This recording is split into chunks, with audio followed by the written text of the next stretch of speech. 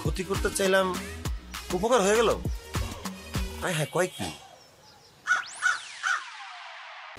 ভাইজান আপনি আসছেন, আমি যে কি খুশি হয়েছি।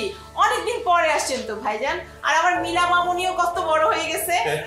হাসি হাসি করে আসা হয় না, মিলা তো সবসময় আপনাদের বাসায় আসতে চায়।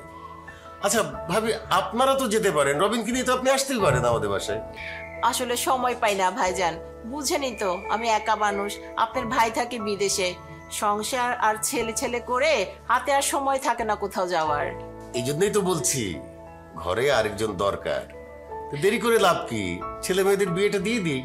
আমিও তো তাই চাচ্ছি, কিন্তু রবিনের তো কোনো চাকরি হচ্ছে না। এটা কোনো কথা নাকি ভাবি? আপনাদের তো টাকার অভাব নাই, ওর চাকরি করতে হবে কেন? আর যদি চাকরি করতেই চায়, আমার অফিসে বসাই দিতে পারি, আমার অফিসের এমডি হয়ে থাকলো। তাহলে তো খুব ভালোই হয়। দাঁড়ান, আমি রবিনকে ডাক দিচ্ছি। রবিন, এই রবিন, একটু এদিকে আয় তো বাবা। জি মা, আসছে।